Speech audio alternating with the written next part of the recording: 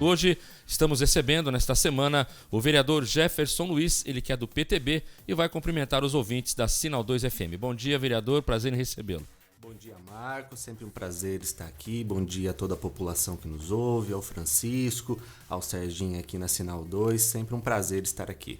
Jefferson, vamos começar então, como toda semana a gente começa, atendendo aos pedidos da população, passar o boletim epidemiológico de ontem, dia 25 de maio, às 13 horas e 30 minutos. Esse é o último boletim epidemiológico do coronavírus em José Bonifácio. Infelizmente chegamos aos 100 óbitos, 100 mortes já registradas em José Bonifácio, com 10.163 notificações, 5.889 casos descartados, 4.195 casos confirmados, 3.865 casos curados, 83 suspeitos, 204 em isolamento domiciliar, 26 internados e, repito, já 100 óbitos confirmados em José Bonifácio.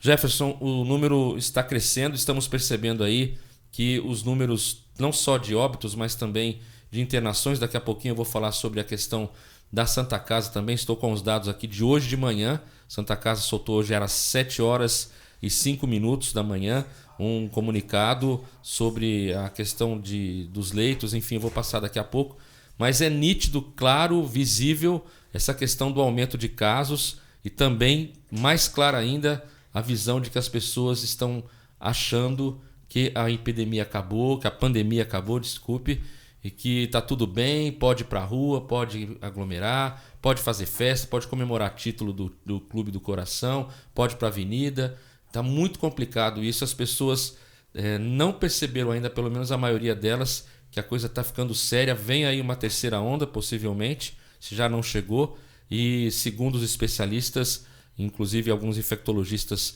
ouvidos ontem, vai ser mais letal e mais devastador ainda essa terceira onda. Como é que você está vendo isso, Jefferson? A gente vê com bastante preocupação, Marco, né? Eu que tenho uma ligação muito grande com a Santa Casa, né? Além desses assustadores números que a gente vê com o boletim da município, né? Que pega os casos que estão em andamentos, os óbitos, que faz todo esse mapeamento, a gente vê a capacidade hospitalar novamente beirando o caos. A gente tem notícias aí de São José do Rio Preto como hospital de base, a gente vê o boletim da Santa Casa com 200% da ocupação, com 4 entubados aguardando vaga de UTI sem uma previsão de quando vai conseguir essa vaga. E em contrapartida a gente vê a vida noturna de uma forma totalmente irresponsável por parte das pessoas. Aqui não quero fazer um pré-julgamento dos estabelecimentos. Hoje pela manhã tive uma conversa com o prefeito Dilma antes de vir aqui para a rádio, né, demonstrando algumas preocupações. Pude ouvir dele também as preocupações que ele tem em relacionado à questão dos casos. Ele me falou de uma reunião que reuniu diversos setores ali, segmentos da sociedade, onde foi tentado explicitar, né, a questão das preocupações e pensar umas formas de enfrentamento disso daí, né? E eu colaborei com a minha opinião no sentido assim, nós precisamos atacar a responsabilidade na vida noturna. Hoje a gente percebe o nosso comércio, mercado, isso tudo está funcionando legal. Esse pessoal estão respeitando todos os protocolos. Agora a vida noturna não está sendo assim. Então eu acredito, na segunda-feira fiz uma fala um pouco mais dura nesse sentido, de que a caneta vai ter que funcionar contra os estabelecimentos na vida noturna que não respeitaram os protocolos. Porque se a gente voltar a fechar, quem paga a conta é quem está fazendo certo, que é o comércio do dia. Então a gente tem que atacar sim a questão da noite. Então, dentro dos estabelecimentos, cobrar os protocolos. Na rua, agora vai ter que ser uma ação muito coordenada junto com a polícia, de pegar efetivo de fora, trazer viatura de fora e fazer literalmente, como se diz, um arrastão ali e dizer, olha, não vai poder mais funcionar assim. né? Tanto que a gente percebe nos casos hospitalares, as idades estão diminuindo. A gente já não está mais falando de idoso, a gente está falando de idades menores. E isso não pode. Então o poder público vai precisar fazer a parte dele, ser mais duro daqui para frente com os comerciantes que não respeitarem os protocolos e as pessoas que insistem em se arriscar e colocar outras pessoas em risco, aí tem que ser uma ação conjunta do município, principalmente com a força policial, para poder espantar, para poder colocar regra nessas situações em espaços públicos aí. Isso, alguma coisa a gente precisa se movimentar. E essa questão já está sendo vista então pelo Poder Executivo, porque a gente tem que traçar uma linha, né, Jefferson? Perdoa o parêntese, mas chega um momento e chega uma determinada situação que a gente não pode mais culpar o governo, não pode mais culpar o poder público, né? Sim. As pessoas estão realmente abusando da sorte, né? Talvez não tenha nenhum caso na família, não tenha nenhum caso próximo, mas a gente sabe, a gente tem notícia, a gente tem acesso à informação e sabe como isso é grave, como pegar essa doença é uma loteria macabra, né? A gente não sabe como a pessoa vai reagir. Tem gente que não tem sintoma, tem gente que morre muito cedo, jovem, porque não conseguiu reagir à questão do vírus. Então, o poder público, você disse agora, está se movimentando, mas e a questão da conscientização? Vai ter também um trabalho em relação a isso? Ou você acha que com as informações que a gente tem já daria para as pessoas terem uma ideia de como não agir, principalmente na vida noturna? Eu acredito assim, conscientização, Marco, eu não vejo como mais falar, de que forma, de que tradução, de que cor pintar a letra. Exatamente. Que as pessoas entendam. Já foi que desenhado, não pode. né? Exato. Então, assim, agora eu vejo assim, a gente tem que pensar, o poder público, na questão de não prejudicar os comércios que estão cumprindo os protocolos em desfavor daqueles que não estão cumprindo. Então, aquele que não está cumprindo é multa pesada. Eu defendo, não é multa de 100, 150, 500 reais, não. Tem que ir lá e multar em 5, 10 mil, 15 mil reais para o empresário entender que ele faz parte de um coletivo, que se ele não colaborar, todos os outros segmentos de empresários vão ser prejudicados com um possível fechamento. Então, o que está errado tem que ser multado severamente. Aquelas pessoas que insistem em fazer aglomeração em espaços grandes de circulação de pessoa, o poder público, com acompanhamento do efetivo policial, tem que agir ali. Agora, se a pessoa resolve fazer festa na sua casa, ir para o canavial, ir para o meio de um lugar, aí não tem, vamos dizer assim, o poder público não tem como alcançar. Sim, aí acaba sendo uma questão mais individual. Eu preciso me proteger, eu preciso ter consciência que eu preciso me proteger, preciso proteger as pessoas que me cercam. Agora, se as outras pessoas não querem, a gente também não tem como enfiar um microchip ali e reprogramar a pessoa, porque a irresponsabilidade é nítida, só que aí também a gente tem as limitações. Eu acho que o poder público tem que consertar força na questão dos comerciantes e empresários que não estão cumprindo o protocolo, para não prejudicar aqueles que estão cumprindo. A questão também não é só a questão do comércio, você individualmente também sofre essa pressão. Porque, por exemplo, eu estou em casa, eu estou me resguardando, eu estou respeitando o isolamento, o distanciamento, estou fazendo tudo possível para ficar isolado, me preservar. Aí você tem uma aglomeração, como teve domingo aqui na Avenida, teve no estado inteiro, né? Mas eu estou falando assim por causa do futebol, mas aqui na Avenida foi um absurdo. Nós estamos falando em âmbito municipal. Viaturas da polícia paradas praticamente em todas as esquinas, sem interferência, as pessoas aglomeradas, soltando fogos, brincando, bebendo. Então aí eu estou dentro da minha casa, resguardado. Chega no dia seguinte, eu não sei com quem eu vou conversar, não sei com quem eu vou lidar, não sei com quem eu posso cruzar. E de repente pode ser uma pessoa dessa que está contaminada e que contaminou mais pessoas. Então essa questão é de consciência mesmo individual. Porque às vezes eu estou me resguardando e eu não sei com quem eu estou conversando, se essa pessoa também está. Então é uma questão mesmo de consciência individual. O que não está acontecendo na maioria dos casos, né, Jefferson? Exato. é assim, é revoltante a gente falar. Revoltante. Porque se a gente pudesse colocar um placar ali na avenida para transmitir ao vivo o que são os atendimentos da Santa Casa, o que é um paciente entubado, talvez a gente geraria um pouco mais de comoção, porque conscientização a gente já passou dessa fase. Não tem como explicar. Já escreveu por extenso, já desenhou, já fez em letras garrafais, mesmo assim algumas pessoas insistem em não entender. E também assim, aqui não vou entrar num âmbito político de apoio ou de não apoio, mas a gente também tem tido maus exemplos de pessoas que lideram a nação, de pessoas que lideram estados, que também fortalece por um argumento que não está colaborando. Não está colaborando. A gente vê aí a situação, a vacinação a passos lentos. A única esperança que a gente tem, a vacinação a passos lentíssimos, não por culpa do município, mas por toda uma estrutura de fornecimento de vacina. A vacina não está chegando aqui na quantidade suficiente para alavancar a campanha de vacinação. Então a gente vê assim que todo o país às vezes se divide na questão do vírus e falar junto com política, né? Porque se eu me protejo é porque eu sou a favor de isso daí não existe, não precisa se preocupar tanto, é invenção da Rede Globo, então aí eu passo a não me cuidar tanto porque fulano de tal estava lá. Então assim, a gente tem que sair dessa discussão. O campo é medida sanitária, o campo é vida, são 100 famílias em José Bonifácio que sofreram com a triste dor da perda.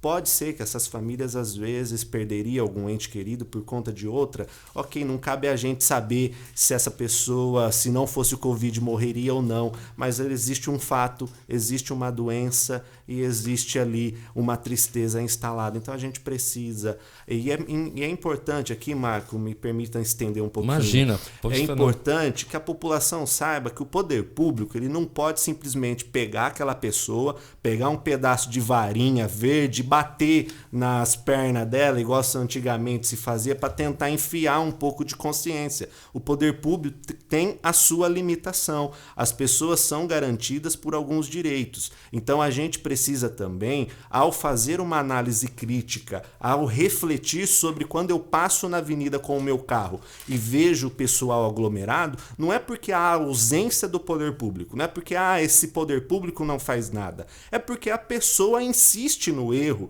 e nós não podemos literalmente pegar um pedaço de varinha ali, vou bater na sua perna porque você está desobedecendo uma coisa que é uma conscientização. Então faz parte também da moralidade da pessoa, da consciência da pessoa e do momento que a gente vive de mundo, né? A gente vê algumas coisas hoje absurdas acontecendo, não só na questão do vírus, mas em outras questões a capacidade que o ser humano tem de ferir o outro, de prejudicar o outro, de ofender o outro. Então é só conversar com os fiscais. Às vezes quando eles vão fazer a sua autuação, cumprir o seu papel em nome de uma proteção coletiva, eles são ofendidos, eles são ameaçados. Então a gente também precisa entender que não é falta do poder público, não é uma ausência, o poder público não quer fazer nada. É que existe também uma compreensão de mundo ali envolvida. Por isso que reforça a sua fala, é individual. Hoje a gente já não consegue mais falar que o tratamento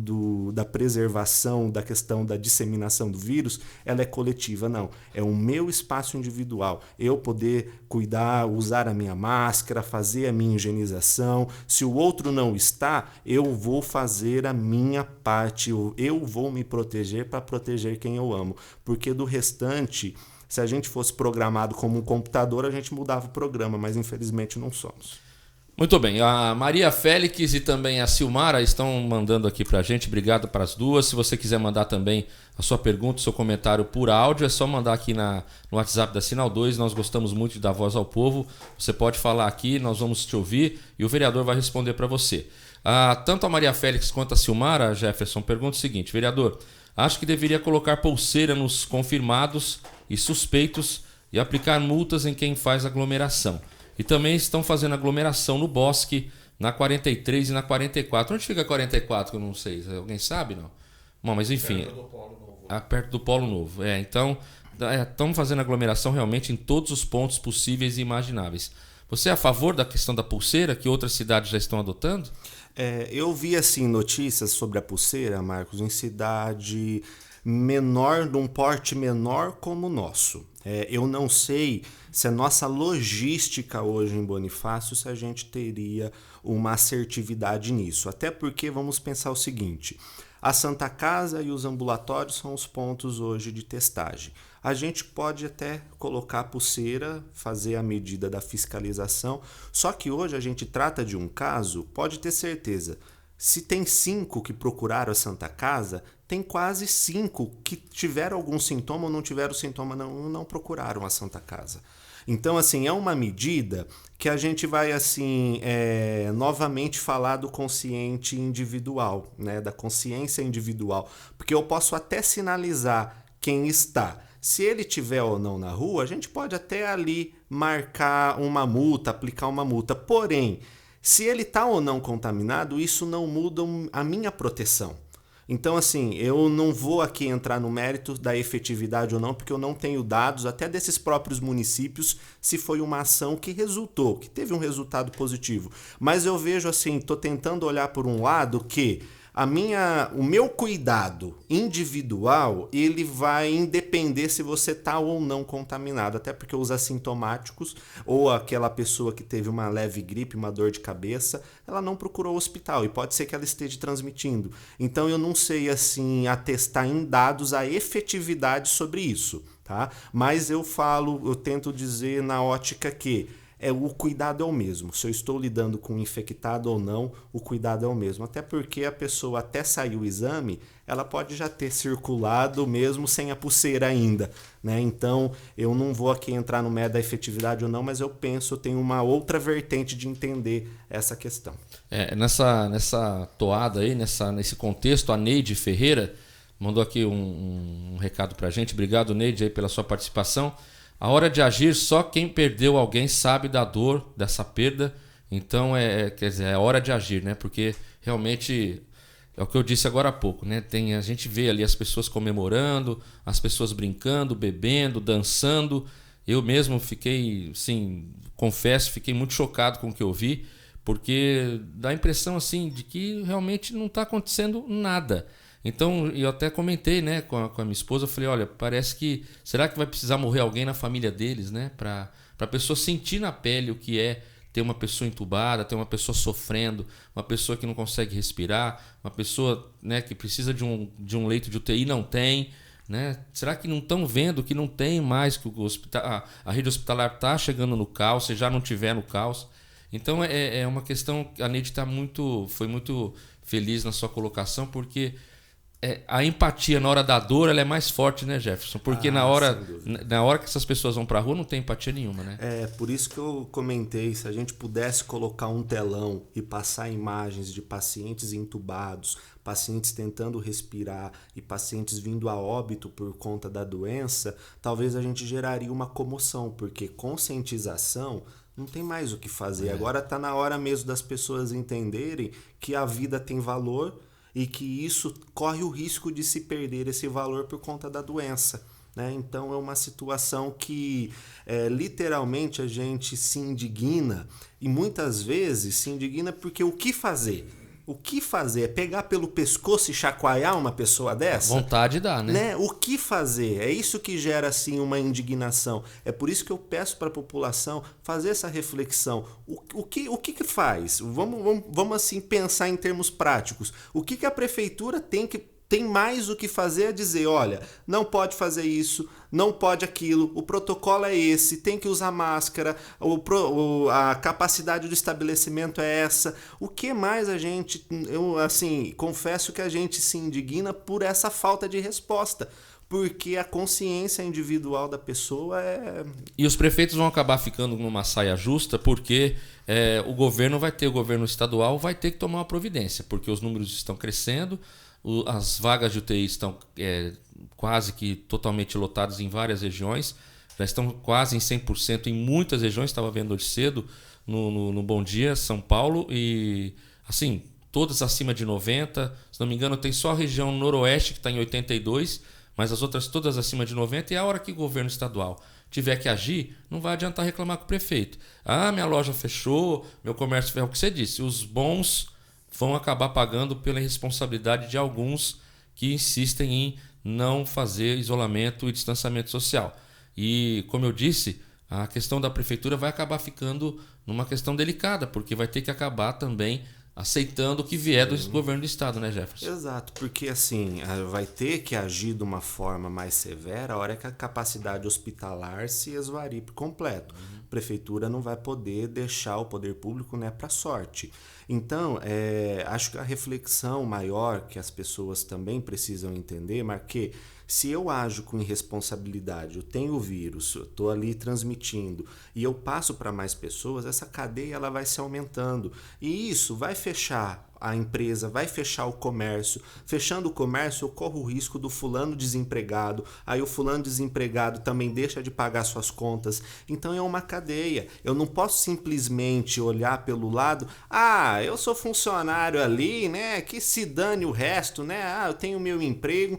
Ele também está em risco pela sua irresponsabilidade. O emprego do vizinho, do familiar, porque a hora que se esvaria a capacidade hospitalar, que a gente vive um caos, mas ainda está tendo suporte. A hora que não tiver mais esse suporte, tem que fechar. A gente vê ali Ribeirão Preto, Batatais... Ribeirão vai fechar 5 dias agora. Decretando lockdown. E esses lockdowns, quanto mais a gente tiver, menos perna a empresa tem hoje.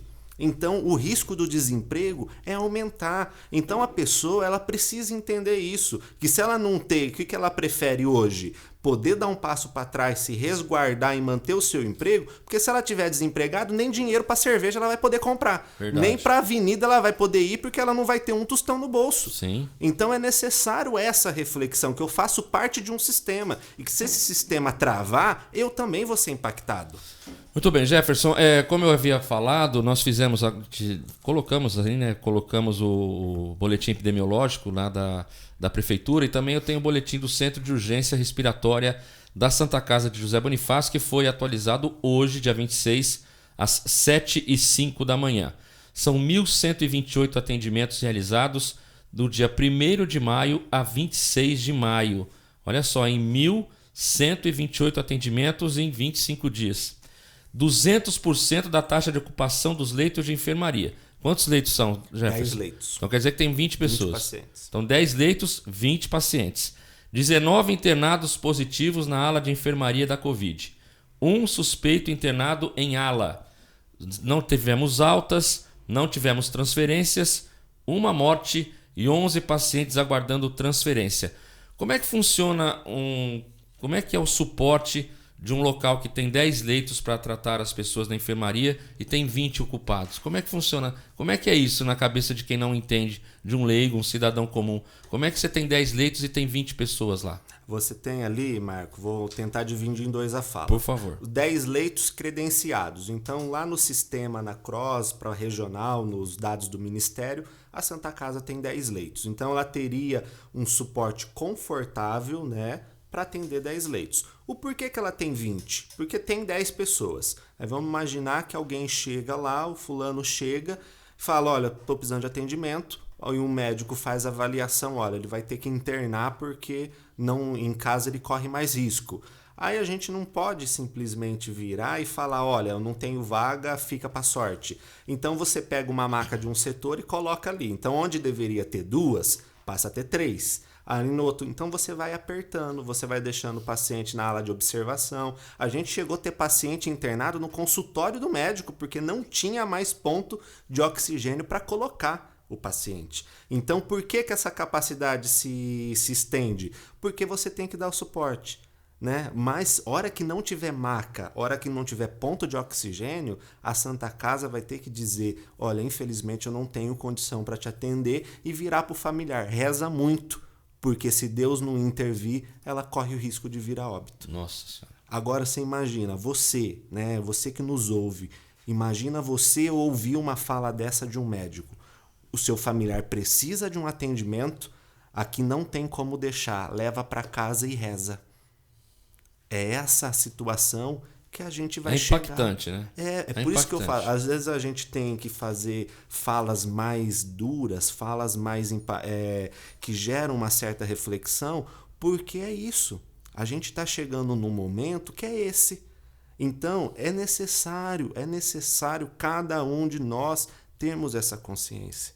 E isso eu estou falando para pessoas da minha idade, eu tenho 29 anos, estou falando aí para as pessoas de 18, de 20 anos, que tem toda uma vida pela frente. A gente está falando de poucos finais de semana. Se a gente deixar aí 4, 5 finais, que seja 2 meses sem sair de casa, é uma vida toda que a gente tem pela frente. O vírus não circula, né? Exato, a gente consegue controlar e é uma vida toda. É meu pai, é minha mãe, é a minha família, é amigos. É toda uma vida pela frente, a troco de alguns momentos de 20 anos ali, alguns momentos de festa. Então tenha reflexão, pensa nisso, é necessário refletir sobre isso. Eu tenho uma vida toda pela frente e não vou trocar por uma aglomeração de um final de semana. Quando a gente coloca aqui 0 transferências, é porque não houve a necessidade ou porque não há vaga nos hospitais maiores? Os dados são o seguinte, 11 aguardando transferência e ali se conseguiu ou não. Então hoje a Santa Casa precisa de 11 vagas. 4 delas já estão entubados aqui, precisa de uma UTI urgente. Então 0 transferência significa pedimos 11 vagas e não tivemos nenhuma. Muito triste mesmo. Tenha consciência, você que está nos ouvindo. Tenha consciência profunda e individual, como nós dissemos, faça a sua parte para que a gente consiga vencer essa pandemia o mais rápido possível. Não vale a pena as alegrias de um final de semana só. Falando da Santa Casa, eu vi aqui, daqui a pouquinho eu vou colocar um desabafo da Neide também, muito interessante. Se você quiser mandar o seu áudio para cá, aproveite pelo WhatsApp da Sinal 2. A Santa Casa fez uma campanha também, faça sua doação à Santa Casa através da conta de energia. Eu peguei aqui no Facebook da Santa Casa. Então, se você tiver interesse em ajudar o nosso hospital, o nosso Porto Seguro aqui de José Bonifácio, acesse o aplicativo da CPFL Energia ou então entre no site cpfl.com.br. No campo Eu Gostaria de, pesquise doações ou siga para Serviços Online. Lá nos Serviços Online você clica no link Outros Serviços e depois em Doações. Preencha o formulário online. Confirme a doação com aceite do termo de doação. Pronto, você ajudou a Santa Casa a continuar suas atividades assistenciais. E o Jefferson, como ex-provedor, pessoa extremamente ligada à Santa Casa, pode falar. Essas campanhas ajudam ou não ajudam a Santa Casa, Jefferson? Sem dúvida ajuda, né, Marco? A gente aí, diversas vezes, eu já venho falando da deficiência do SUS, né? Da falta de recurso que o SUS dispõe para os hospitais, então todas essas doações elas são bem-vindas, né? Isso permite com que o hospital tenha mais fôlego financeiro, possa agregar capacidade de investimento e melhoria no atendimento. Bom, então repetindo, você entra lá no aplicativo da CPFL Energia ou no site cpfl.com.br. No campo Eu Gostaria de, pesquise por doações ou siga para Serviços Online. Lá em Serviços Online você procura Outros Serviços e depois Doações. Preencha o formulário online, confirme a doação com aceite de termo de doação e pronto, você ajudou a Santa Casa a continuar com suas atividades. Ainda falando um pouquinho sobre a pandemia, nós tivemos aqui, recebemos o desabafo da Neide e você vai ouvir a voz do povo a partir de agora. Bom dia. A coisa mais triste que tem é você perder um ente querido. É nessas horas que a gente fica muito chocado com tudo isso que está acontecendo, porque fechou o caixão, põe no caixão, a gente nem vê mais, já enterra. Então eu acho que a população devia ter pelo menos respeito com a humanidade. É algo que eles não estão tendo, entendeu? Então eu estou falando isso aí porque a perda é muito grande para quem perde. Agora para quem não perde, para eles é balança. É tudo normal. Então eu acho que deveria ter sim essa pulseira que eu já vi na outra cidade. Acho que é em Planalto, a prefeita falou que vai colocar pulseira em todas as pessoas que estiver com Covid, para não contaminar o outro. Então eu concordo com a pulseira sim. E essas pessoas que estiverem fazendo aglomeração, que vocês, prefeito, vereador, faça algo. Passa uma multa aí de R$ 1.000 e poucos, aí eles aprendem, nunca mais ele faz o que está fazendo. Porque enquanto eles ficam na rua pegando Covid, passa nas pessoas que estão dentro da sua casa, cumprindo a lei, né? A lei de todo mundo, de Deus também. E eu concordo com vocês plenamente. Obrigado por tudo. Muito bem, essa então foi a Neide. Obrigado, Neide, pelo seu desabafo. É verdade, eu praticamente concordo com quase tudo, né? A questão da pulseira é uma questão, como você bem disse, Jefferson, é uma questão também que precisa de mais estudos, precisa de um aprofundamento em relação a resultados, né, efetividade, mas não deixa de intimidar tanto a pessoa que está usando, né, que vai ficar um pouco mais intimidada, quanto a gente ter a segurança de saber com quem a gente pode estar conversando, de repente, quem pode entrar no nosso local de trabalho, né? É uma questão interessante. O lockdown, por exemplo, que muita gente é contra, não há como negar os dados estatísticos, né? Rio Preto teve uma queda de quase 40% no avanço de casos e de mortes, né? Chegamos aí na ocupação de UTI em Rio Preto, chegou a cair para quase 75%, já está em mais de 90% de novo. Então, quer dizer, o lockdown, que é uma coisa que muita gente era contra, mostra que dá resultado. Você não concorda com isso? Sim, sim. Acho que os dados, a estatística, né, isso tudo deixa muito evidenciado as estratégias de saúde, né? Eu posso não concordar, tenho até esse direito, porém é necessário fazer algo, né? Então, o lockdown, quando ele é feito de uma forma efetiva e mostra resultado, é uma das estratégias que o poder público possa usar. Só peço licença à dona Neide, né? Isso, me solidarizo com toda a fala quanto a respeito da perda, né? Só para quem perde a empatia da dor, né? Um ente querido sabe o que é passar por um momento como esse e num velório tão triste de se ter, né? Que ali vai lacrado, se enterra, não, você acaba perdendo o direito àquela despedida, né?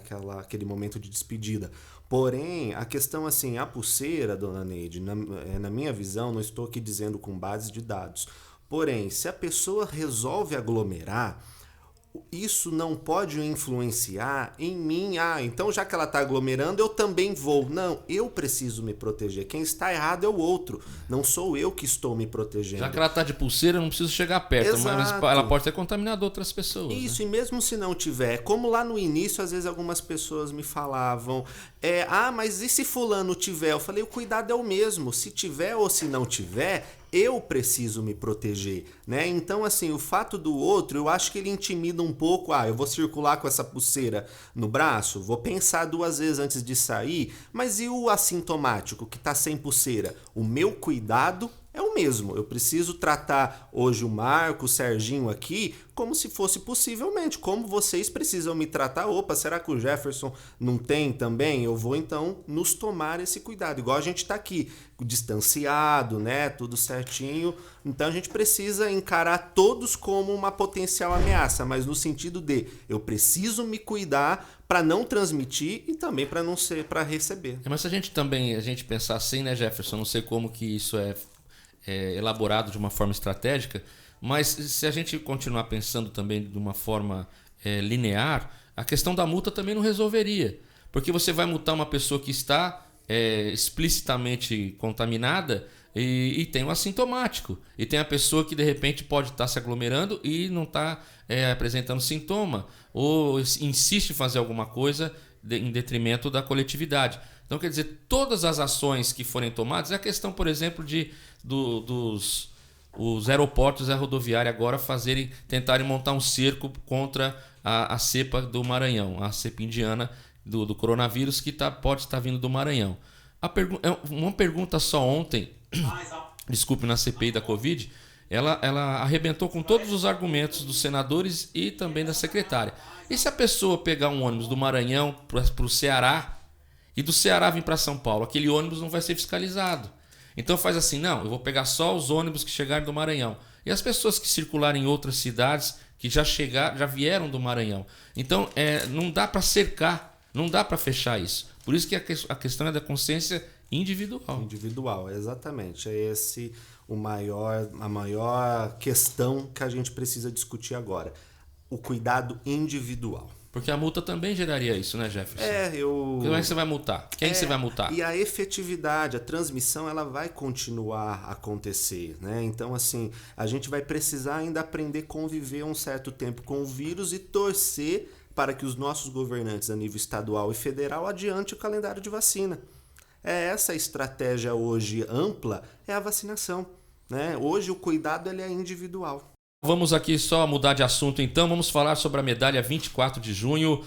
O projeto de decreto legislativo foi aprovado na última segunda-feira, é o de número 1/2021, que outorga a medalha 24 de junho e diploma de gratidão da cidade de José Bonifácio. Os homenageados serão os seguintes: vereador Rafael Claudemiro Nisato vai homenagear o senhor Anderson Gustavo Penachiotti, atual secretário de saúde do município. A vereadora Daniele Sotelo vai homenagear o Dr. Maurício Correia Lima. A vereadora Fabiana Pinheiro vai homenagear Natália Maria de Souza. O vereador Fábio Marcelo Peão vai homenagear Martim Parra Gonçalves. O vereador Adenilson Luiz Seron vai homenagear Lourdes Aparecida da Rocha Machado. O vereador Cássio Galo vai homenagear o senhor José Eduardo Blota. A vereadora Sheila Sanches vai homenagear Cícera Alves da Silva. A vereadora Márcia Caruso vai homenagear Isildinha Pereira Miranda Prado. E o vereador Jefferson Luiz vai homenagear Ricardo Martins Teles. Gostaria que você falasse um pouquinho sobre o seu homenageado, Jefferson. O Ricardo foi um grande amigo que a vida me deu ali, né? Nos conhecemos no ambiente de trabalho, quando eu estava na Secretaria de Assistência Social. Conheci ele, uma pessoa de uma capacidade incrível, uma inteligência, foco, uma pessoa que sempre está estudando, se atualizando. Quando eu tive a oportunidade de ir para a Santa Casa, foi a única pessoa que eu quis, né, levar comigo. Era uma estrutura extremamente grande, a gente tinha pouco conhecimento, então tive ali a oportunidade de contratá-lo na Santa Casa. Hoje ele ocupa o cargo de diretor financeiro e administrador do hospital, uma pessoa ali que, se você perguntar para cada funcionário da Santa Casa a importância que ele tem para a instituição, os avanços, eu costumo dizer assim, tive muito sucesso. A gente nem tudo acertamos, mas eu acho que os acertos justificaram os nossos erros. A Santa Casa, eu tenho orgulho em dizer que a gente evoluiu, que a gente tem processos internos, que a gente é o único hospital hoje de baixo porte de Santas Casas que hoje o prontuário é eletrônico, desde o atendimento ao prontuário médico, prescrições eletrônicas, e todo esse avanço sempre teve o Ricardo ao lado, na condução, no dia a dia do trabalho. Então, meu homenageado é por toda a competência que ele tem enquanto pessoa, enquanto ser humano, enquanto profissional, e também a importância que ele teve no combate do Covid. É um trabalho invisível, né? Um trabalho que fica no campo mais administrativo, só que a gente sabe a importância e a essência que ele teve também na organização da Santa Casa para o combate ao Covid. Jefferson, na última sessão da Câmara foi votado e aprovado por unanimidade o requerimento 7/2021, pelo qual você pede informações para a CDHU com relação ao conjunto habitacional Luiz Facchini Sobrinho, José Bonifácio D, né, que é o conjunto habitacional, e também informações solicitadas à Prefeitura e também à CPFL. Gostaria que você falasse sobre esse requerimento que foi aprovado. Nós tivemos algumas demandas, Marcos, sobre possíveis irregularidades no uso das casas ali na CDHU. Pessoas que venderam ou pessoas que estão alugando o imóvel. Isso é uma prática que não é errada, né? Uma prática criminosa em termos das regras da CDHU, né? Até propriamente a venda tem critérios, tem passos para se cumprir. Então a gente quer apurar, né? Porque a casa própria de cunho social, ela é para aquela família que talvez não tenha acesso a um financiamento, não tenha poder aquisitivo para um financiamento como Minha Casa Minha Vida.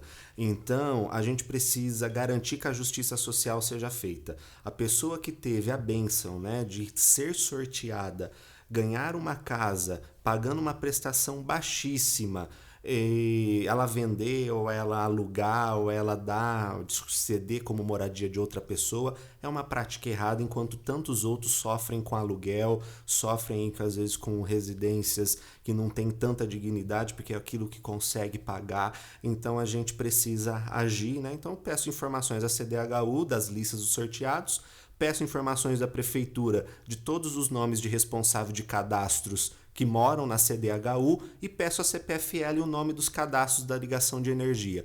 O objetivo é cruzar dados, saber, opa, fulano de tal foi sorteado, mas a energia está no nome de tal, quem é essa pessoa? Fulano de tal foi sorteado, mas ela pega a cesta básica, o endereço é de lá no nome de outro? Quem que é quem aí nesse papel? E se tem conduta errada, se tem possível fraude, que a CDHU tome providência, retire a casa daquela pessoa sorteada e passa para o suplente que tanto aguarda aí um sonho de ter a casa própria. Bom, dá tempo então, eu vou passar as informações solicitadas à CDHU. Relação dos beneficiários, relação de suplentes do mesmo conjunto habitacional, cópia da ata do sorteio, cópia da lista de inscritos. Informações requisitadas ao município, à prefeitura. Relação dos moradores cadastrados no Sistema Municipal de Saúde, que constem como endereço residencial o conjunto habitacional Luiz Facchini Sobrinho. Relação dos moradores cadastrados no Sistema Municipal de Assistência Social, também relação dos beneficiários do programa Bolsa Família, relação dos alunos e responsáveis cadastrados no Sistema Municipal de Educação e que constem com endereço conjunto habitacional Luiz Facchini Sobrinho, quantidade de beneficiários que declaram pagar aluguel constante no cadastro único para programas do governo federal. Informações a serem requisitadas à CPFL, relação dos moradores cadastrados no sistema da CPFL que constem como endereço residencial o conjunto habitacional Luiz Facchini Sobrinho, como o vereador acabou de dizer, cruzar dados para saber se há denúncia sobre essa questão. Sim, várias denúncias eu recebi. Muito bem. Também tivemos aprovado, de iniciativa do vereador Jefferson, a moção de aplauso número 7 de 2021. Ele que foi o autor, juntamente com os demais vereadores que assinaram com o vereador Jefferson, ele que liderou essa moção de aplauso apresentada pelo Dia do Enfermeiro e pelo Dia do Técnico e Auxiliar de Enfermagem, que é comemorado anualmente, nos dias 12 e 20 de maio, respectivamente, pelos motivos que o Jefferson vai falar agora. Foi uma singela, né, uma simples homenagem diante da grandeza que esses profissionais representam no último ano. Então foi num sentido assim de reconhecer quando mais, né, como eu disse na minha fala, enquanto muitos tiveram a oportunidade de ficar em casa trabalhando em home office, a enfermagem estava posta para receber esses atendimentos. Enquanto muitas empresas fecharam por conta do lockdown, a enfermagem era sobrecarregada com mais atendimentos.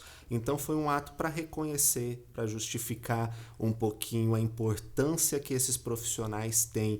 E também tentei na minha fala fazer uma reflexão, porque por muitas vezes a gente julga antecipadamente, o enfermeiro está lá tomando água, olha, está lá tomando café, olha, ele está parado ali sem fazer nada. Às vezes o plantão é tão corrido, com as frustrações, com a pressão, né, com aquela questão cuidadosa que é a vida do paciente. Às vezes ele para um momento para recuperar o fôlego, às vezes ele é criticado, aquele enfermeiro não me falou um bom dia. Então eu tentei contextualizar o dia a dia da enfermagem e a moção de aplauso mais do que merecida, né, foi direcionado à Santa Casa e também ao município, ao qual a gente homenageou ali as unidades, né, algumas pessoas foram representantes para pegar a homenagem, mas a ideia era homenagear todas as unidades, né, em nome daquela unidade.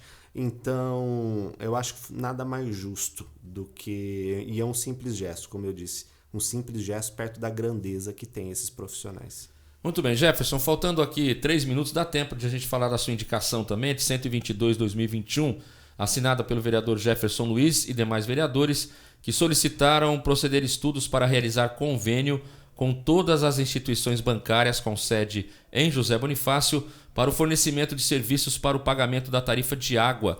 Queria que você falasse a respeito dessa indicação, Jefferson. Eu recebi algumas demandas, Marco, a respeito da dificuldade, às vezes, que as pessoas têm de fazer o pagamento da conta de água, porque nem todos os bancos recebem, apesar, aliás, nem todos. Somente o Banco do Brasil e a Caixa Econômica Federal, e muitas pessoas acabam utilizando da lotérica para pagar. Então, a ideia, né, que a prefeitura possa aí, desprender um esforço no sentido de aumentar a quantidade de bancos, né? Tem toda uma burocracia, é convênio, o banco também tem que aceitar esse convênio, tem alguns trâmites, mas eu acho que a gente tem que intensificar um esforço nisso para dar mais conveniência, né? Pagar pelo aplicativo, pagar no seu banco que você usa, né? Tem sua conta corrente e assim evita, né? Porque a gente está caminhando, a pandemia antecipou a era da informática, né? Então a gente evita fila, né? A gente evita diversas outras situações se a gente tem a praticidade do aplicativo. Então é nesse sentido, desprender esforço para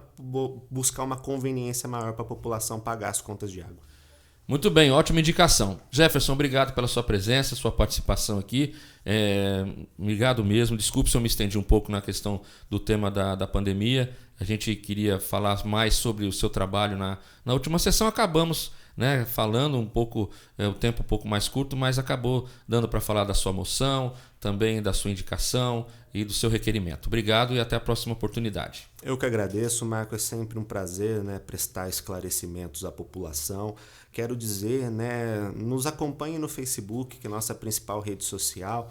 Lá tá Jefferson Luiz _vereador. Digitar lá na busca Jefferson Luiz vereador, vai encontrar. Jefferson com G, 2 Fs. Isso, com G, 2 Fs. 2 Fs. Então acompanhe a rede social, né? Lá tem meu WhatsApp, você pode mandar mensagem, tem o Messenger do Facebook, eu fico à disposição, né? É sempre um prazer né, de estar aqui e também nosso dever de ser transparente e prestar conta das nossas ações ali na Câmara. E agradecer, né, o Serginho aí com toda a sua experiência, dando apoio aqui, principalmente no atendimento às pessoas que mandam aqui. Claro. E uma ótima semana, né, um bom dia a toda a população.